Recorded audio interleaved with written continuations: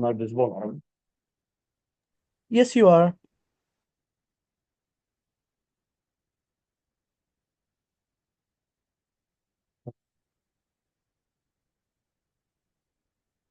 we? Begins and ring to the panel. We think that religion is unique in a couple of ways. It is unique in the way that it can motivate you. It is unique in the way that it can comfort you. And because of these two unique features that it has, it is particularly important for cartel members to be able to buy into it because of the situations they put themselves in, because of the risk they take, because of the suffering that they put themselves through in order to live their lives as cartels to function. For that reason, we believe that if we can prove that narco-saints give us access to this religion and these religious practices, then we can win this round. So that is exactly what I'm going to do. Firstly, on modeling though. What does this worshiping what is this worshiping going to look like? It is going to look like group rituals surrounding the worshiping of these narco-saints, which involves everybody in the cartel, or at least dispersely in the cartel regularly. It looks like this is being part of the initiation process. The worshiping itself looks like revering these narco-saints. It looks like trying to replicate things that they did. It looks like identifying features in these narco-saints that are indicators of a good man or a good person, or of how to lead a good life. On some definitions then, I want to talk about the function of saints in the first place. Saints are the instrument through which you as a worshiper identify with the Catholic Church. You pick a saint, of which there are hundreds, and you say, so this is something that is relevant to my life. This is going to be my blueprint, my path to redemption. And thirdly, I just want to talk about cartel interests. We think that cartels probably have like two sets of interests. The first is just their functional interests. Their function in terms of how well they're able to produce and sell their drugs, how well they're able to fight off competing cartels for turf, how well they're able to secure security over their own governments, etc. And the second is just the aggregate individual interests, because cartels, although they are an organization, organizations are composed of people. So the aggregate individual happiness and utility of the people who are running the cartel is also an interest of the cartel. With that being said, two arguments. Firstly, a functional argument on why we boost morale and loyalty. And secondly, an argument about the aggregate individual interests by explaining why we get religious solace and religious fulfillment from worshiping these narco saints. One, on morale. Why is morale important to begin with? This is the frame that I want to give. I want to explain to you that there are a number of risks that you take as a cartel member. You have the risk of being taken in by the police and being tortured. There is a large familial cost that you are taking. You might be ostracized from your own communities by joining this cartel. You're putting yourself at the risk of violence, as well as the moral weight on your conscience of the violence that you yourself commit.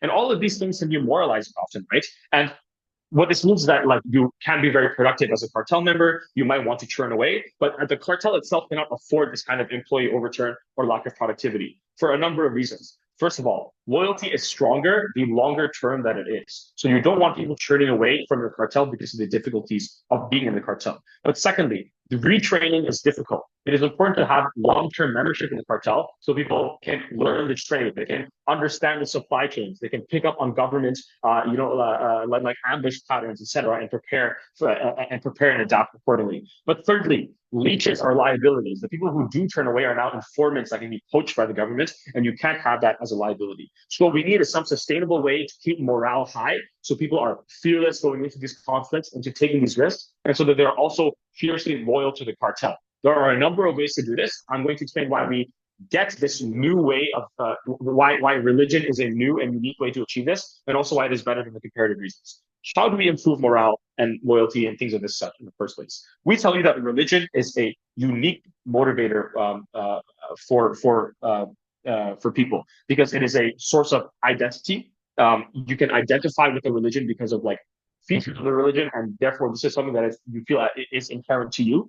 Secondly, there are narratives about the afterlife which are incredibly motivating, because even if you are a very utilitarian person, if you are convinced that there is an afterlife and that you have a trust that you're going to either heaven or either hell, then you are incredibly motivated to do things which are going to push you in one direction over the other. And thirdly, there's more personal fulfillment through things like community, etc. We tell you that cartel members are especially thirsty for this and are especially going to buy into these sort of things. Why? Because they have internal guilt about the things that they're doing. There are overarching social narratives that tell them what they're doing is wrong, but they, as a person, don't want to live with that very heavy thought on their conscience. So they're thirsty for a way out. They're thirsty for a narrative that tells them that actually what they're doing might be righteous, that there might be a righteous version of what they're doing, that they do actually have some chance at redemption, some chance at the afterlife. So the implications of this then is that if we use worshiping of narco-saints, you are taking a criminal and positioning them as a blueprint of righteousness and redemption.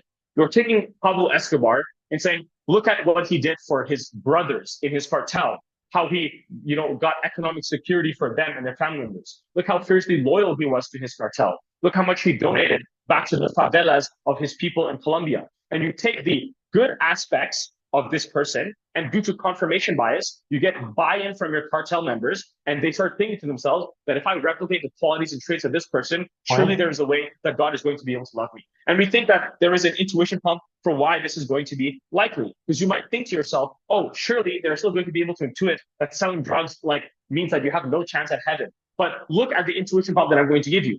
Think about the Crusades. They were convinced that going and marching to the Holy Land and committing genocide was going to bring them to heaven. Look at the Taliban. They think that doing things that are explicitly not part of the feet of the Quran are going to bring them to heaven. Why? Because they have been indoctrinated. Because they have narratives and interests for themselves, and they have a confirmation bias toward these things. I'll take that point. You literally just said that there's social narratives telling them what they're doing is wrong, and presumably because this is countries that have very high buy-in to the Catholic Church, that means they're going to have some level of being understanding that you telling them to glorify a narco. Right. Well, here's the thing. These cartel members live in a microcosm, and because of the confirmation bias mechanism, which I just explained, they are actually going to believe that these things are good for them. The implication is twofold. One, they are more fearless in conflict. They believe that they have a mission. They believe they have an afterlife. They're going to be more fearless and more dedicated in conflict. Secondly, they're going to be more loyal. They don't snitch and do things. And thirdly, they just go the extra mile. They're more or less moralized, even in demoralizing situations. On the comparative, on your side of the house, they don't have access to this religion because Catholicism is incredibly inaccessible for them. So they think they are going to hell anyways. So they don't have any need for honor. They're more likely to betray, to go to the competing cartel, whatever. Also, the other methods of enforcing loyalty, like scaring and fear-mongering, are just more expensive and more costly in terms of human capital. Second argument on religious solace. Why do we need this? It's the utility and fulfillment of individual members. I've already explained why this is a key interest and why I face demoralization. Religion is good at solving it through solace for a number of ways. One, the solace you get from religion is abstracted from outcomes. So it doesn't mean it doesn't matter if you're in a shitty position. What matters is the kind of person you are. This is incredibly comforting. But secondly, you get an outlet of vulnerability because you can speak to God or this patron saint, but you can't from a comparative because there are toxically masculine structures within your own cartel. And then thirdly, you just get access to community to be shared rituals very proud. Thank the PM for the great speech. I now invite the LO to start a case for opposition bench here.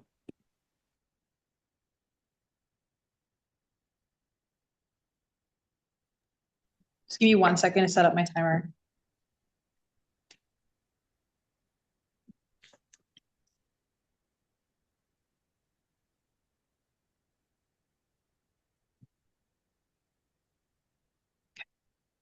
My speech will start in 3, 2, 1. I think a lot of the interest of the cartels or the incentives that they want is about perception. Think about it. Cartels in the status quo are very close to being labeled as terrorists, not only by the world, but specifically about the USA. When you start worshiping somebody like Pablo Escobar, this is innately scary because you open up the space and likelihood for them to be labeled as religious extremist fanatics by worshiping Pablo in this regard. If this happens, which it is likely that people will capitalize on this and the ability to label you as a terrorist, the government has more power to exercise control over you because they have the capacity with this new label. This means that they're able to police you more and police you more directly and possibly have more of an input on what you're doing, which goes directly against the interests of you to do your own thing and be able to go this kind of stuff. I think that specifically when you worship Pablo Escobar, you lose out on any sympathy that goes towards you, which kind of pulls into the previous claim here. Currently in the status quo, there might be some sympathetic narratives that go towards you, such as you're a victim of your situations, Western demand for drugs, Western imperialism having these impacts on you. Maybe it's not that sympathetic, but you lose out on any of this kind of regards. But I think additionally as well, when you idolize somebody or worship somebody who is like as unique as Pablo Escobar, you are simply easier to track. And this also influences the ability of the governments to be able to police you. If you're building a statue of Pablo Escobar, it very much labels you of who is labels who has done this and who has made this exercise, and they know that you are the ones in this location.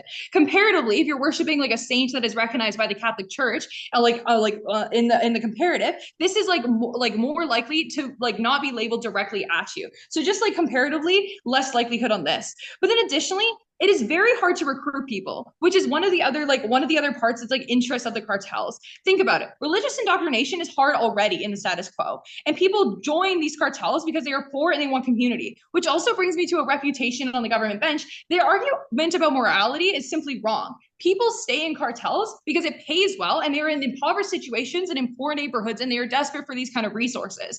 So the thing is that, back to my argument about recruiting people, is the idea that church and mass and prayer to saints is simply more approachable. This is specifically true when it comes to people in Latin America who are largely religious and Catholic in nature as well. This is already something that they do on a regular basis. They go to church pretty regularly and that kind of stuff. So it's just simply more approachable to do so. Also, the resources that you have matter for the people that want to do business with you.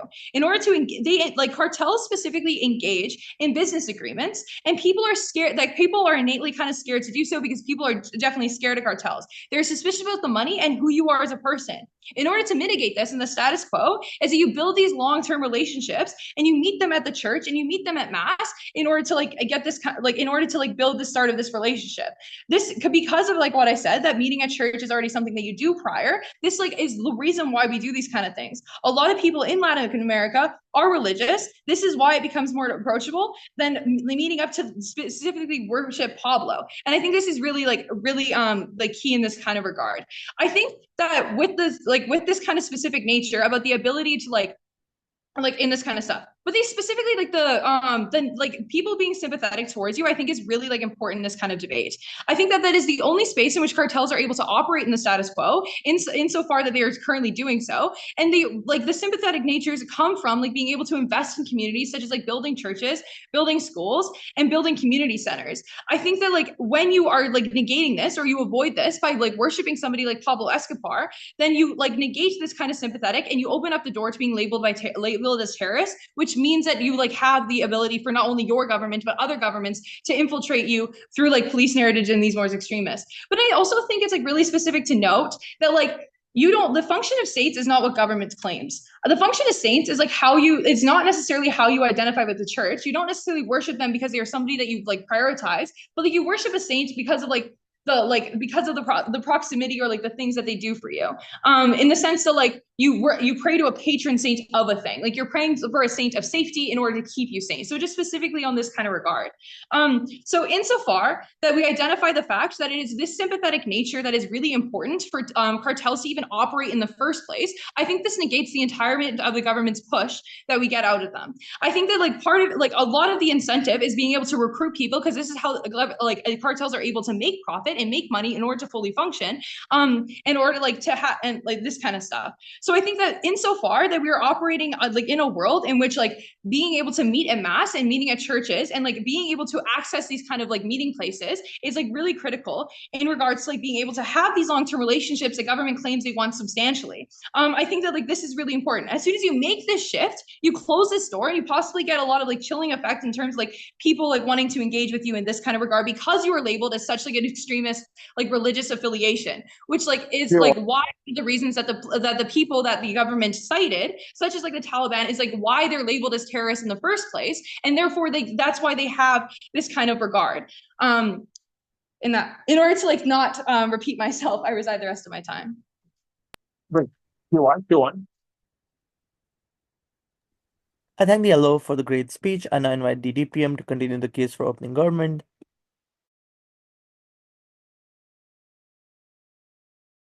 Can you guys hear me? Yep. Okay. Sorry, just 1 second. I'm trying to get my notes organized here.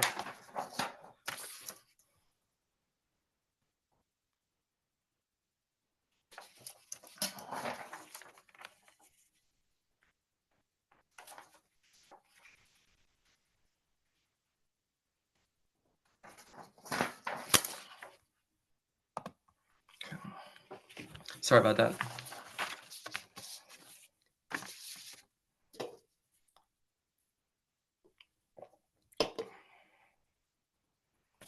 Okay.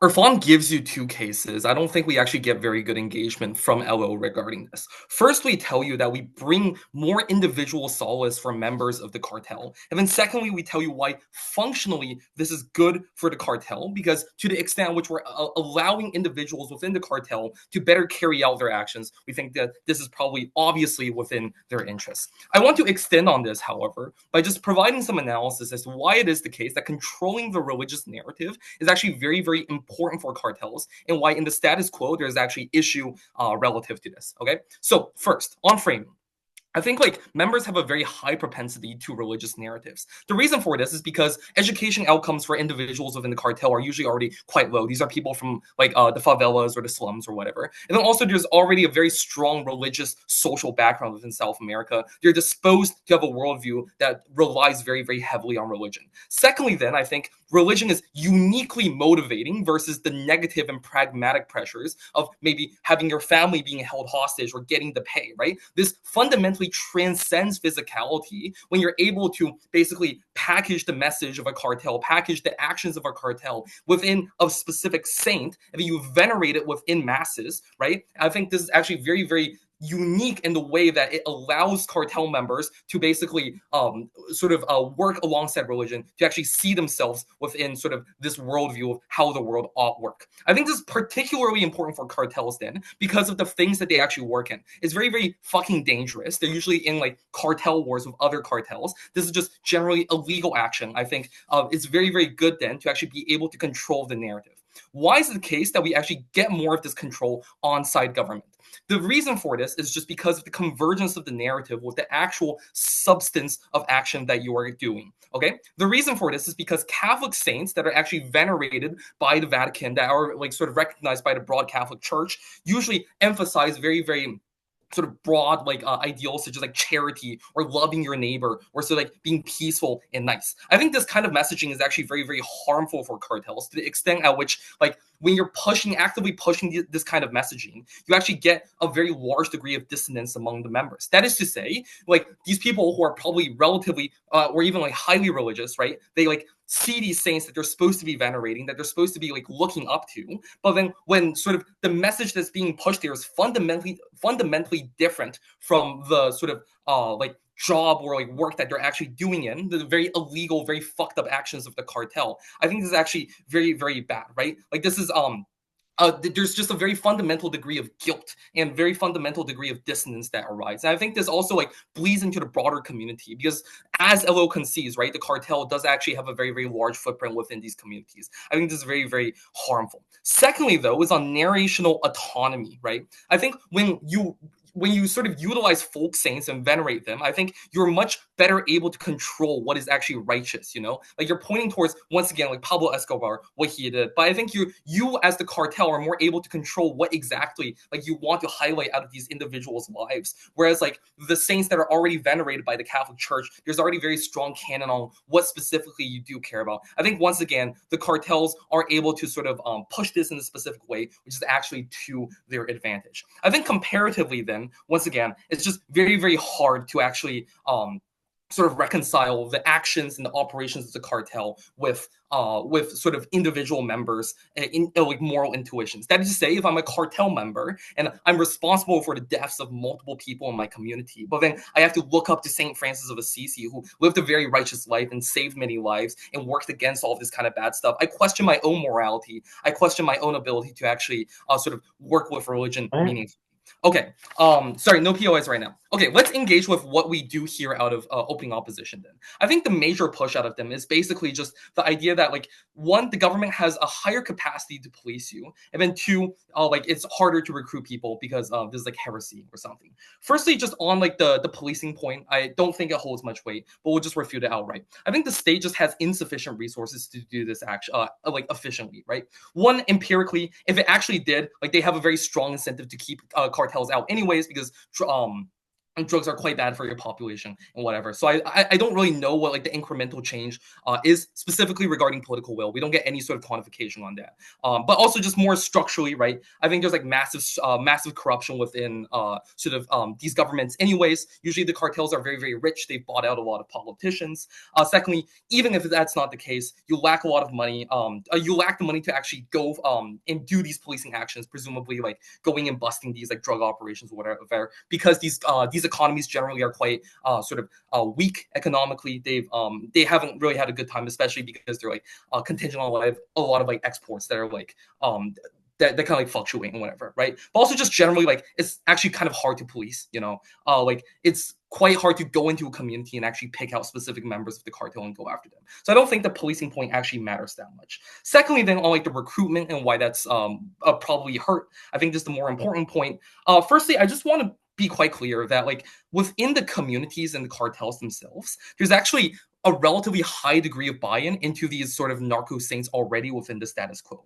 That is to say, not only do cartels themselves believe in it, but I think a lot of members of the communities surrounding the cartel, or sort of just in the areas where they operate, also venerate these saints as well. The reason for this is a few, right? Firstly, I think just like there's a lot of connections, and then sort of lots of individuals do have some degree of connection with the cartel. So I think like once again in the status quo, you already have a lot of pushing of these sorts of narco saints. I think they're exposed to this kind of stuff. They see them as legitimate to a reasonable degree. But also a lot of the sort of individuals who actually work within the church in these areas actually are relatively open to allowing the veneration of these saints in the status quo, to the extent at which there's coercive pressure from the cartel for them to allow this kind of practice anyways. But secondly, I just want to actually question sort of the strength of the Catholic Church anyways, to engage with a potential CO claim here. I think like the Catholic Church is actually rapidly losing support within South America. This is true most importantly because one, lots of these communities feels like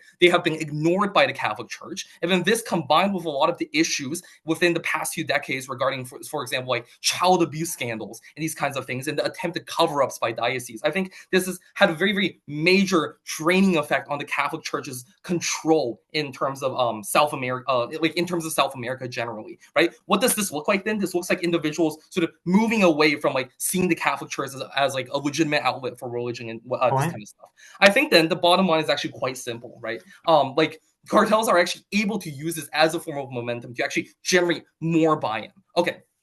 I just want to sort of reiterate what comes out of Irfan here in terms of like the individual solace stuff. So I think like what's very, very important here is just like, one, this is very ethnically, culturally, and like very contemporarily proximate to these individuals. I think then like you're not looking at some like individual that's like far, far in the past, but this is someone that you can look to. They existed in recent memory. You actually do care about them. You look towards them. This is very, very good for a cartel. So proud to propose. Thank the DPM for the great speech. TLO, whenever you're ready.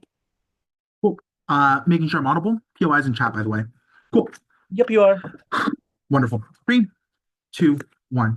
Opening government tries to win this debate by saying this allows you to make people more fearless when it is that they fight for the cartel. The first thing that I would note is that this argument is completely symmetrical to both sides of the house. Why? First of all, I don't know if opening government is aware of this, but what's his name? Escobar got killed by the FBI. So if their whole claim is, oh, you can now worship someone who's successful and never struggled, you're now worshiping someone who literally got killed by your op. So if they want to say that that doesn't have dissonance, but somehow praying to someone who was kind, pious person does cause dissonance, they're flat wrong and it's symmetric. But secondly, this doesn't cause dissonance, right? Praying to an organization and to a saint that you've been praying to throughout the entirety of your life, like, I don't know, the Virgin Mary, who is one of the most popular saints in all of Latin America that you will always see candles and any sort of orifice for, is not in any way sort of dissonance and alienation. Why? First of all, because a key tenet within the Catholic Church is the idea that all souls are capable of repentance and forgiveness, meaning that as long as you are authentically praying for forgiveness for the things that you do, you are capable of redemption, meaning that you don't feel a dissonance because you're aware that as long as you continue to try to improve and make the conditions for people around you better off, you are able to eventually get into heaven, meaning that you're not feeling as horrible because you are praying to a saint. Secondly, you're not going to feel this level of dissonance because you are doing what you have always done since you were raised as a child, meaning that you're not going to struggle in this way. Then they say, well, this is going to be able to be beneficial because you have a morale problem in the cartel. No, you do not. Why? First of all, because most people who join the cartel to act as low-level drug dealers are doing so out of economic necessity. They're doing so because there is no available job for them. They are undereducated. They dropped out of school likely between the ages of 12 and 14, meaning that they need to be able to provide for their family. They're doing this because it is the best possible job for them, because it pays them exorbitantly in comparison to other types of menial labor that exist in other parts of the country, if you have any sort of access to work at all, meaning that you're actually quite happy and motivated to be there because it is genuinely one of the better ways in which you can make sure that you are able to alleviate your family from poverty. Secondly, you're also not struggling for morale because many of the business entities you currently negotiate with are also very happy to be with you. The cartel is a multi-billion-dollar drug business. What this means is that they have actually invested substantially in vertical integration of their drug manufacturing process. What this means is they have to negotiate with title owners for land. They have to negotiate with farmers to grow their products. And oftentimes, these are people who love the cartel, not because they have some sort of ideological commitment to the selling of cocaine, but because it is stable, consistent crop to be able to grow, stable, consistent rent checks that you are able to pay to be able to manufacture this product that you weren't getting from anywhere else in the country because there is such levels of economic depravity that you aren't able to get this type of commitment, meaning that they aren't wanting to leave you as it stands currently. So let's talk about our constructive.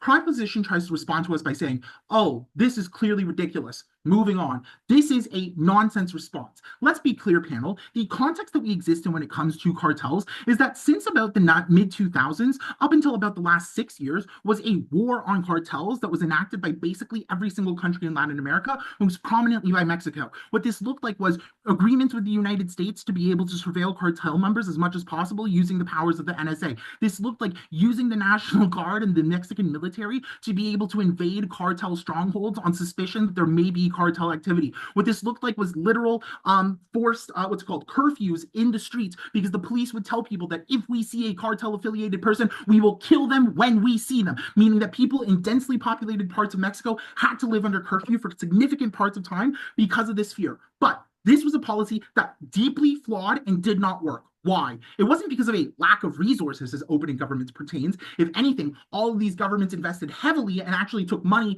from the United States to be able to do this more. The reason why it didn't work was as follows. First, it's because the socioeconomic conditions of all of these countries meant that cartels were always going to be viable. When you have the capacity to produce significant amounts of cocaine, when there is a lot of it that is in demand from literally your neighbor, and it is easy to get across that border, and you don't have economic investment domestically that is allowing you to create other jobs that then allow for economic development, the cartel becomes inevitable. But these types of aggressive stances on cartels made it worse. Why? Because when you start having neighborhoods that are known to having militaries in the streets, shootings in the streets by police, shootouts, and are just known to be cartel strongholds, foreign businesses and local businesses aren't going to want to develop and invest in those communities because they don't think that they're going to be able to generate economic return because they're afraid of the financial risk of being able to do so. The last reason why it is that these cartels are inevitable is because of the influence of foreign affairs, right? The United States has invested so much money into right-wing demagogues across Latin America, which directly peddled money into the cartels to be able to make sure that communist voices were then killed when there was attempts to be uprisings. What this means in totality is that you have been waging a war against the cartels for years that has not worked. But we've been able to start to shift the narrative in major cartel stronghold countries like Mexico towards a narrative that views cartel members as capable of forgiveness and redemption and peace, but that are needing to go through and get government assistance to be able to get these reforms. Why has this been able to be the case? Well, it's because you've been able to have democratically elected leaders who believe that when you ameliorate the local socioeconomic conditions of a particular place, you then remove the desire for people to want to be part of the cartel. But what happens under their side of the house when you start praying to the fucking Chapo Guzman? A few things happen. First, this narrative that you are capable of forgiveness and that you need to be able to be given time and resources in a context where everybody else in your country is poor is now laughable, because you are now openly praising someone who the world recognizes to be a terrorist, meaning that your claim that actually the government should give you more assistance to be able to reform is dead in the water, and they're not going to support that. The second reason is because the United States military is openly trying to call cartels terrorist groups. This is something the average reasonable voter knows, meaning that when they start openly praising people that the American public associates with being a terrorist, they're now going to start to want to label this designation more, meaning that you get more fighting and more conflict from highly militarized organizations, which we argue is prima facie against your interest because it leads to dead cartel members, dead trade routes, and it means that you have less product. Lastly, do you recruit more people? I argue you do, because when you're trying to recruit people into the cartel, when you're trying to do business negotiations with people who are plausibly skeptical of who you are as a person and if you're a trustworthy businessman, being able to relate to them by going to church and building community with them directly with figures that they are familiar with and trust means that they're more likely to believe you as a credible, legitimate businessman that is worth working with. Lastly, I think that when it comes to this, we have no evidence that proves that the Catholic God is not real. I reckon that praying to saints that are literally tied to the Catholic faith and therefore are in line with Catholic values is something that is at least on aggregate more likely to send you into the afterlife than praying to literally a drug dealer. So while that's implausible, it has a pretty substantial tipping point. Proud to oppose. Thank Dealer for the great speech and everyone for a great top half. I'll now invite the MG to start the closing half of this debate. Here.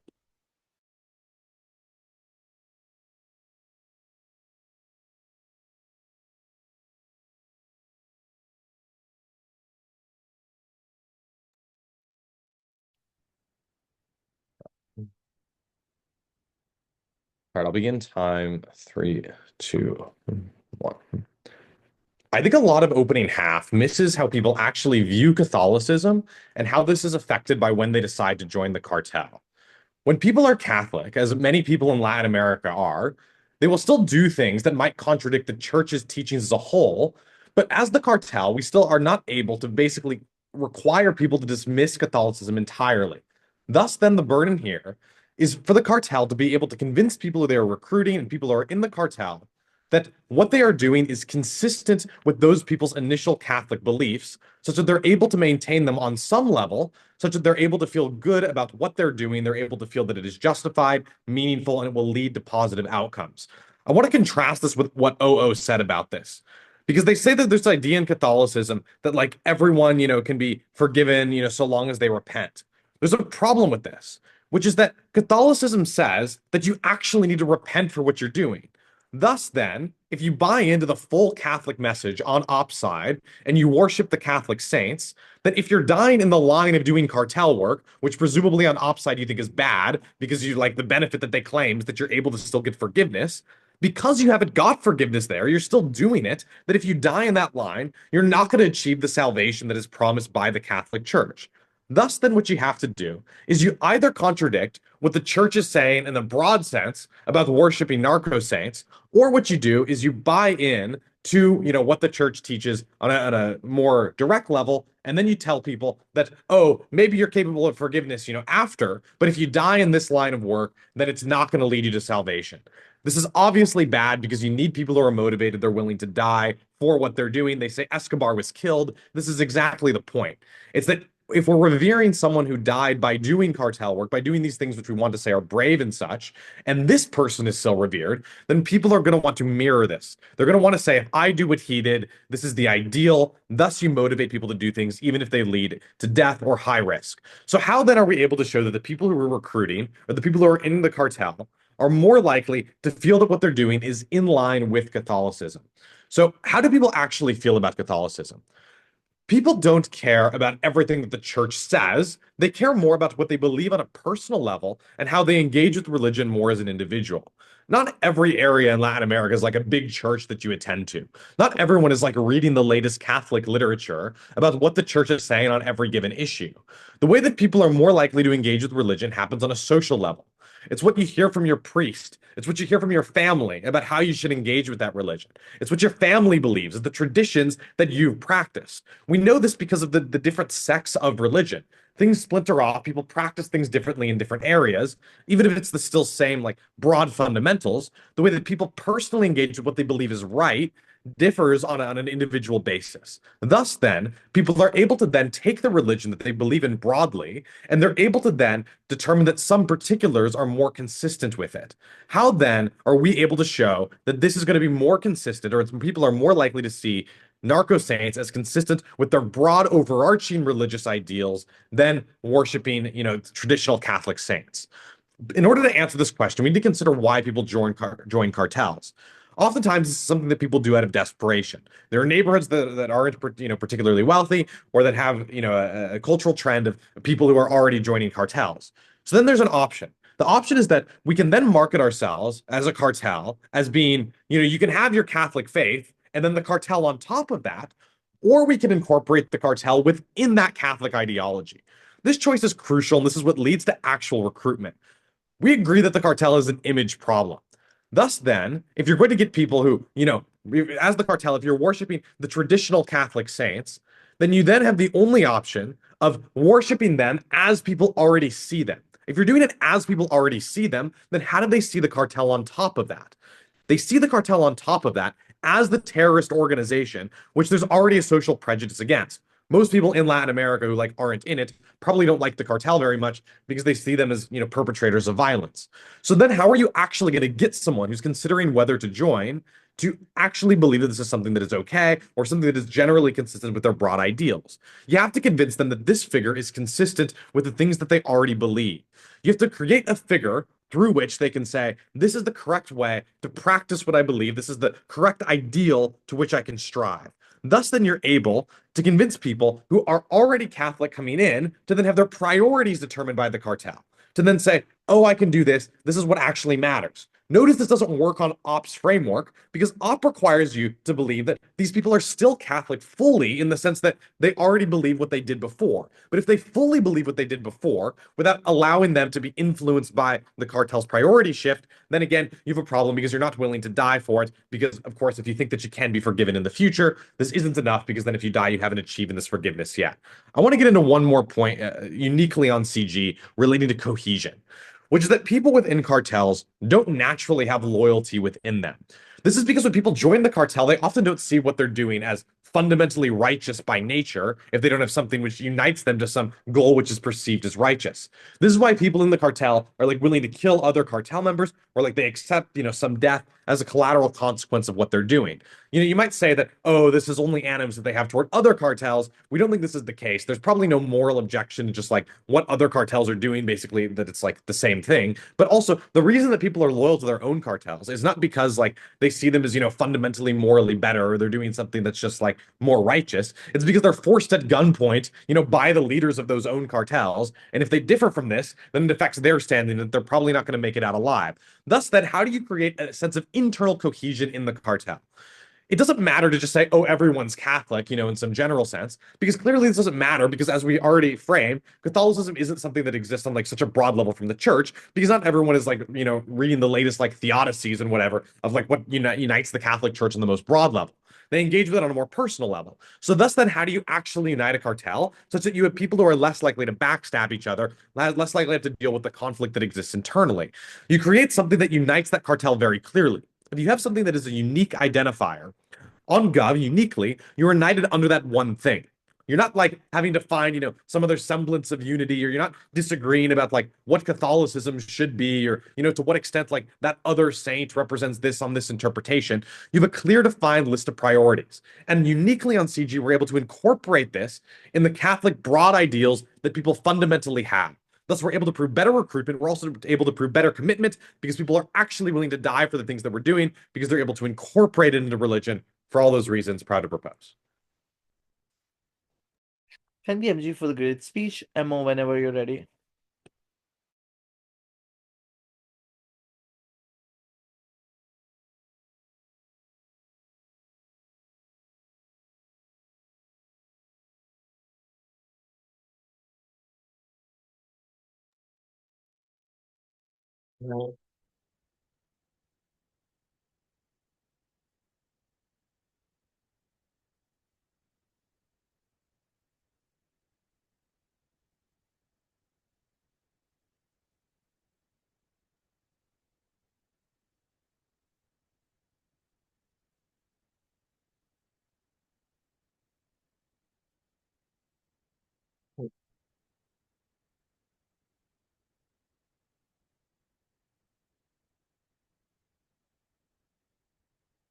Right.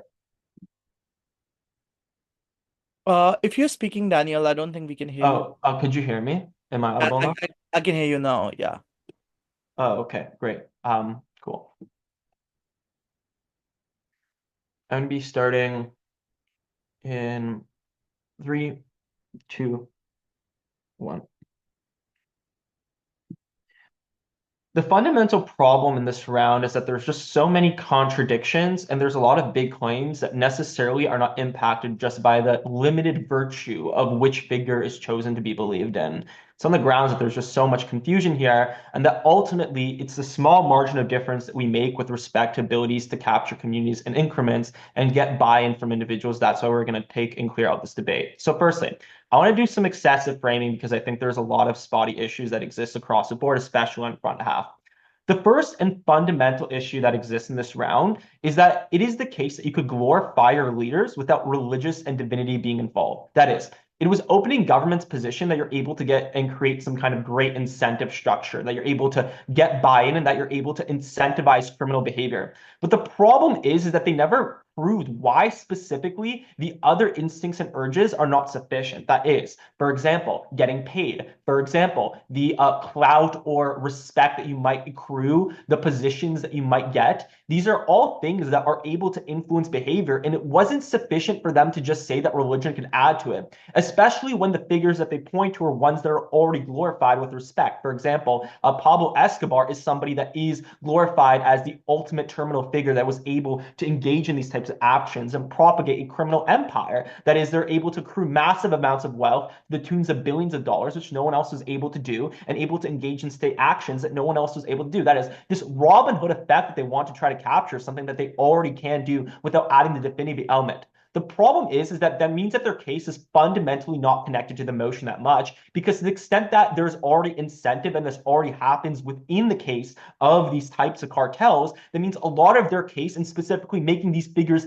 divine, does not actually create much of an implication besides the fact that they claim you get narrational autonomy and that people are going to somehow believe that these are good actions. But ultimately, they say two conflicting things. They say that there's, and I pointed this out in my POI, they said, look, social narrative exists and tell you what they're doing is wrong. Notably, like 70% or whatever of Latin America believes in Catholicism. Notably, a lot of them are ingrained to this at a young age, especially because a lot of individuals are raised in poverty. And so sources of religion often are a source of hope, motivation, and action. And to the extent that they claim this, they can't suddenly say, no one's actually going to like believe in your version of things when you try to claim and use figures that already exist. But they're definitely going to believe us when we take a human figure that already existed, actively committing terrorist acts that are very bad and bad for communities. People are going to believe in that. There's a lot of problems there.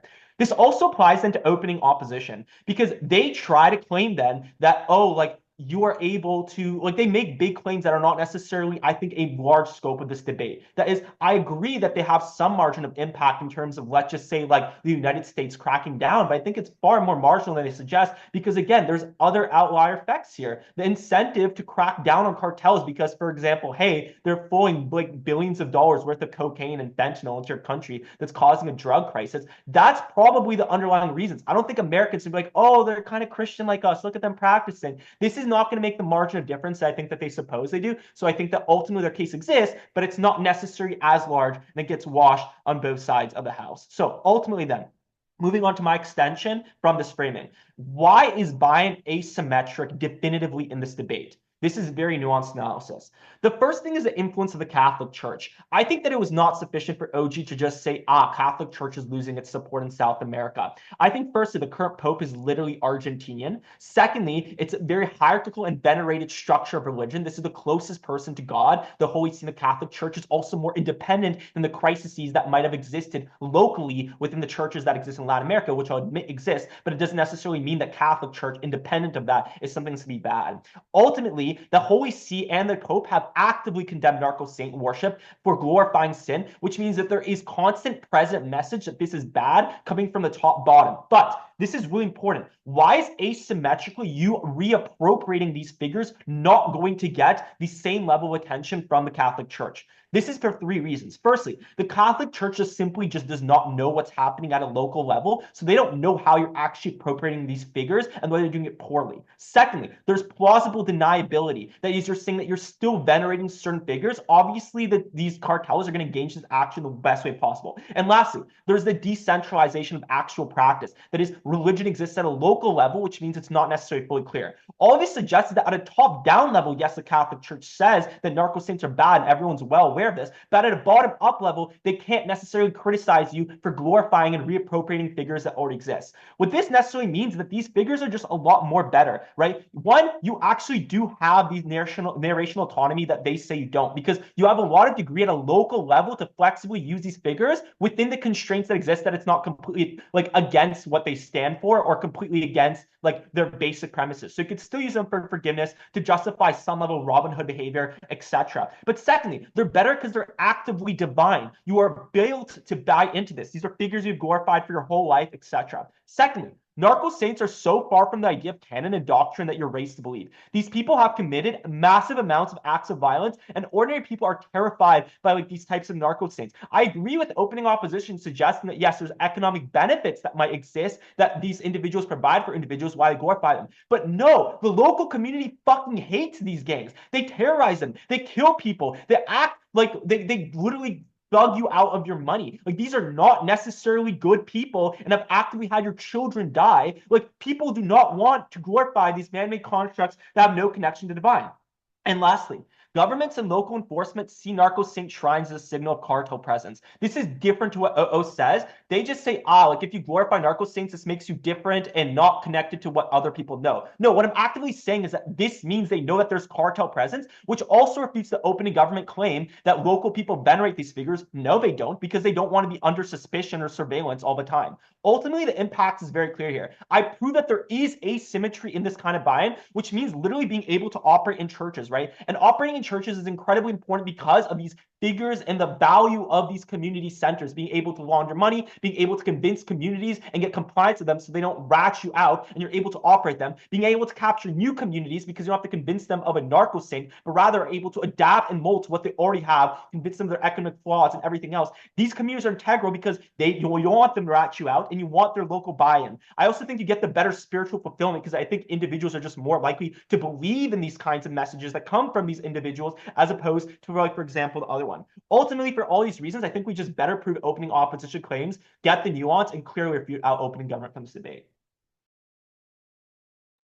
Thank you, Emma, for the great speech. GovWeb to close out the GovBench as a whole. Here.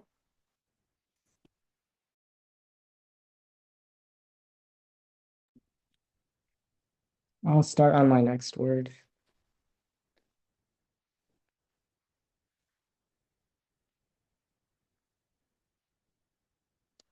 Why is religion so compelling? I think this is something that has been missed throughout the whole debate. And I thank the opposition member for pointing this out. Just as religion, you might think, how does religion necessarily motivate people to join cartels when there's already existing forces? I ask the question, how does religion affect cartels in other ways in the status quo?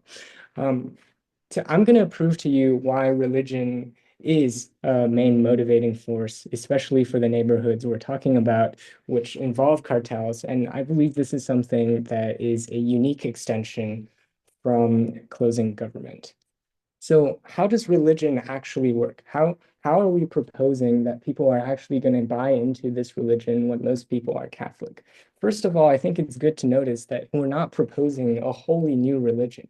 And I don't think we're proposing the fact that we're all of a sudden going to worship this figure that is so dissonant from the Catholic faith that it's impossible to still have some sort of cohesion with them. I think when Protestantism came to the United States, you saw Baptists, you saw Anglicans, you saw Mormons get created out of their own communities. And why is it exactly that they created these communities locally? It's because churches at the end of the day are run by your local pastors and are made up of people in your own community. Religion is a concept made up by the culture of the people. Religion does not impose itself to create the culture. And why is this important? I think this is important in one significant way. And this is because cartel influence in these slums are so significant that a large number of people attending your local church are likely going to be these cartel members. The people who are in these impoverished areas already likely have a culture which revolves around helping people who are in need, and things that poor people care about, people who are in extreme need, people who would even turn to drug selling to somehow alleviate their family burdens. And when you are in this type of situation, religion offers you a route that is greater than knowledge. When you're so poorly educated, everything that's funded is based on belief alone. When you ask somebody why they believe in religion, they don't tell you that they believe in religion because of some definitive facts they've seen. They believe in religion because they believe in testimonies. They think they've seen miracles. And I think miracles happen when you think Pablo Escobar saved you from that bullet, which nearly missed your heart. And I believe this is the kind of situations we're talking about. And this is the kind of situations that we are convincing people to actually not to reject the current Catholic faith they have and accept this new religion, but instead to incorporate elements of this sort of cartel activity with their already coherent beliefs. And I believe we proved to you that this does a couple things. One is that it makes it a lot easier for recruitment to happen. When people no longer feel like what they're doing is necessarily against their long thought traditions, and I believe that it's done so like this. You think maybe traditional Catholics would encourage charity. Well, you may think that the buying and selling narcotics to feed your family is equally as valiant and equally as charitable. And therefore, it opens up the door for the communities, these poor communities, which usually are so antagonized by these cartel activities, to actually become more cohesive. At the church, people can actually believe that each other are actually their brothers and people who share the same faith as them, although in different ways. And I believe you see that happening with Protestants. No Protestant in America, Baptist, Anglican, or whatsoever, is going to contest each other at each other's beliefs because of minor differences, such as their lifestyles informing them of what they do, why Muslims don't eat pork, why certain religions don't eat fish. This is all coming from the culture that already exists. And I'm telling you that in these poor communities, as everybody has pointed out, cartels exist.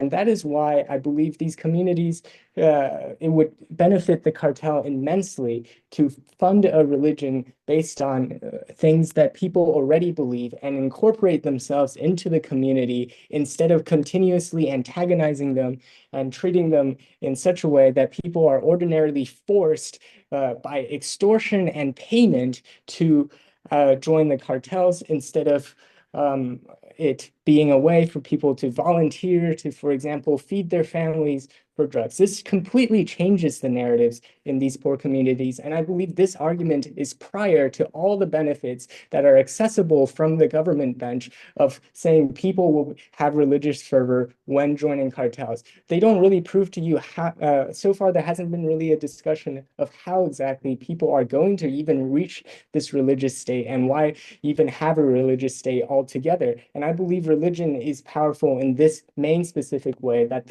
in these poor communities, beliefs replace facts, communities replace like logical morality. When you're in such a poor position, you cannot think of morality. When you're starving for bread, you don't think about not stealing, because stealing is how you're going to survive. And that's, I believe, one of the main points we proved to you. Now, obviously, this comes with pragmatics, and I think the pragmatics of this argument is somewhat well established by opening government, but I would just like to mention that we are prior to this. And second of all, on the point of cohesion, which we uniquely bring up, I believe this is also important in the sense that which most gang members don't like each other. They treat each other with distrust. They're always looking for which one is going to snitch them out, because at the end of the day, everybody realizes they're in the business of doing something which they consider evil, right? They don't consider stealing from the rich and giving to the poor, the drug business, as something essential they must do, but something sort of wicked. And in this sense, they sort of like smash a broken vase and they go out there and they can terrorize people and commit all these cruelties because they think, I'm already damned. I'm already going to hell. If I buy into this canonical Catholic faith, I'm already going to hell. There's nothing for me to do for my redemption. Only by incorporating the Catholic faith into this cartel sort of ordeal, can we actually bring these two communities closer and achieve this sort of cohesion where people will no longer try to backstab each other in cartels and treat each other like people who only do what's necessary to preserve their families and their lives, and for that reason, vote up. I thank the GovWhip for a great speech, and I invite the OpWhip to close out the debate as a whole. Here.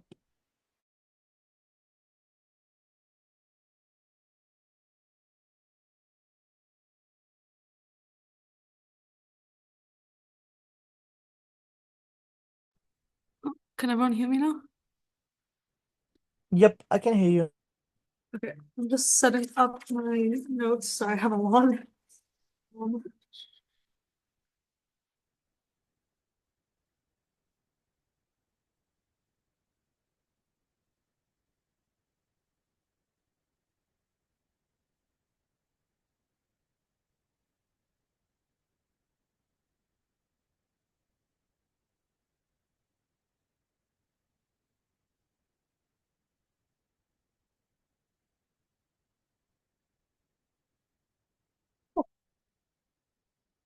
My speech will start in 3, 2, 1. Panel, the very first thing that I want to note is that every team here is talking about what the figure is represented at.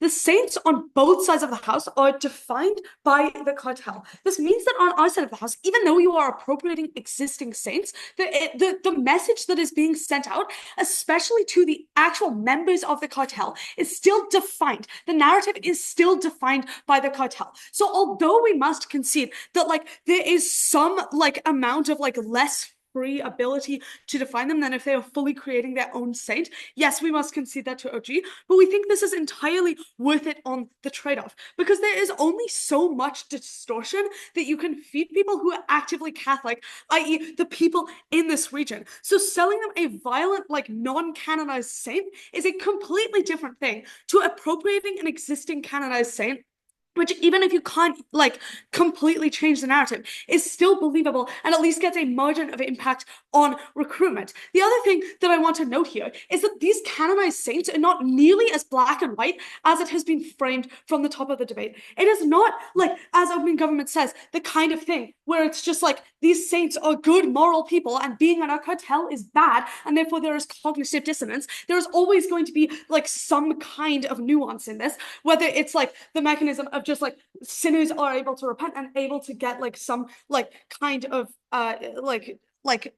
connection to these saints, or whether it's just that these people will not see everything that they are doing as complete moral harms and will in fact think that they are doing some good things, whether it is cherry picking examples of when this saint did something like helping the poor and then pointing out the ways in which you similarly help the poor. I don't think it's just a black and white good bad thing. The other thing that I want to note before I get into point by point refutation is the government side, both teams are losing for a simple reason, because they fail to prove beyond cartel members individually buying into narco-saints, which I already mitigated, they failed to prove any impacts beyond that, but all of the benefits of people complying within cartels still exists on our side of the house because there are still so many other factors at play, economic pay, power incentives, clout, legitimate threats of violence. We think people in cartels are going to be fairly loyal on both sides of the house.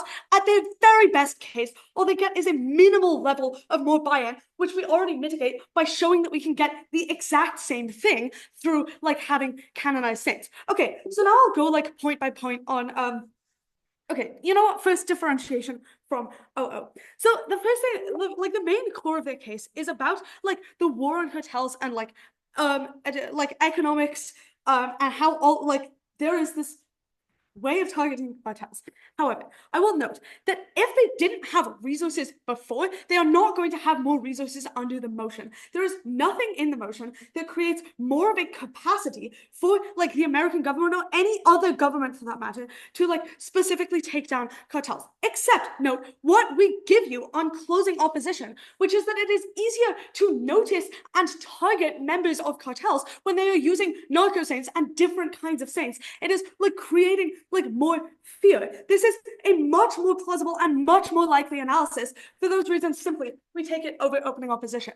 Now on to opening government. What do they give you? A couple things. Like they are talking about like morality and buy-in. I've already pointed out why this like doesn't actually change on their side of the house, but even if we assume that it does, we think that being able to co-opt existing saints, using saints like with your own analysis, is still able to achieve the same level of buy-in, especially because people who are already in the cartel are likely to believe in the narratives that the cartel is pushing for a whole host of reasons, including like all the things I mentioned about economic incentives. They probably want to buy into it. But also we think that like worshiping narco-saints when they are actively opposed by the church is and you care about like the opinions of the church, like it is probably less likely to maintain buy-in than when you are taking a saint that is like still affiliated with the church that doesn't like portray this same like issues. Okay, the other thing they talk about is like dealing with guilt and like whatever. Why is any of this unique? Because we still have the ability to define the narrative and we still have the ability to create saints. I've already refuted the point that they say about why like these saints are good. It like creates a cognitive dissonance with like individuals don't think that this is just black and white, and we think that there will probably be more cognitive dissonance from seeing like religion around if you are actively going against the wishes of the church and the wishes of like powerful, important, respected figures like the Pope by worshiping narco-saints instead. And then you go back into your community and you see these religious figures and like canonized saints, and you're probably going to have more of a cognitive dissonance. You're going to feel more oppositional to the church, even if we are like changing like the way in which saints are portrayed on our side of the house. Okay, yeah. But I think a lot of the rest that I just gave to OG and that I gave at the top of my speech already takes out closing government. Yeah, but the final thing that I want to note on this is the way in which, like, okay, a lot of their case is based, again, around recruitment. We think we prove that this is better on CO. So I'll reframe, like, I'll go through our positive material again, and that will take out closing government just on this clash about recruitment. So we think we focus on the most important actor in this debate, which is communities and local churches. Why are these important?